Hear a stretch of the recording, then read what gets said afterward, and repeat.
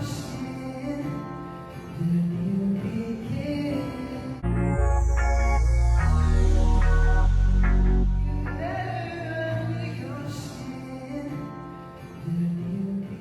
huling gabi nga ng wake ni Pilita Corrales ay nag-alay ng kanta ang kanyang apo na lalaki na si Diego Gutierrez sa kanya. Kinantahan nga siya ng kanyang apo na si Diego.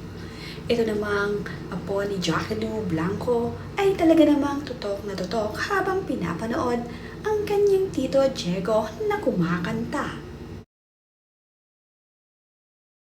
Naibahagi nga din ng daughter-in-law ni Jackie Lou Blanco na si Nina ang larawan niya habang buhat-buhat at yakap-yakap ang abo ng kanyang ina.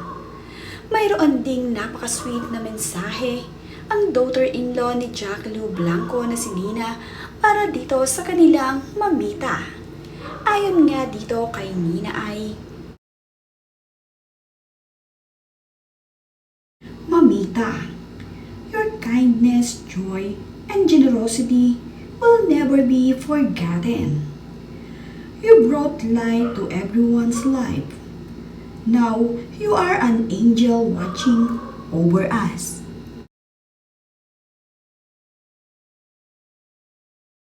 Agi nga rin ni Nina sa kanyang social media ang ilan sa mga larawan ng apo ni Pilita Corrales sa naganap na wake. Kalakad din ay larawan ng kanyang mga anak na mahal nga raw ni Pilita. Ito nga ay mga apo sa tuhod ni Pilita Corrales. Naalagaan pa nga niya sandali ang kanyang mga apo sa tuhod dito kay Jackie Lou Blanco. Makikita rin na nagmana rin kay Pilita Corrales ang kanyang mga apo dahil sobrang gaganda at gwapo rin ng kanyang mga apo dito kay Jackie Lou. Kitang-kita nga sa kanilang mga mata na nagmana rin dito kay Pilita ang mga mata ng kanyang apo sa tuhod. Ang daughter-in-law nga ni Jackie Lou Blanco na si Nina ay mahal na mahal ang kanyang mamita. Hindi nga din maikakaila na halos anak na nga rin ang tuling ni Pilita Corrales dito kay Nina at sa kanyang mga anak.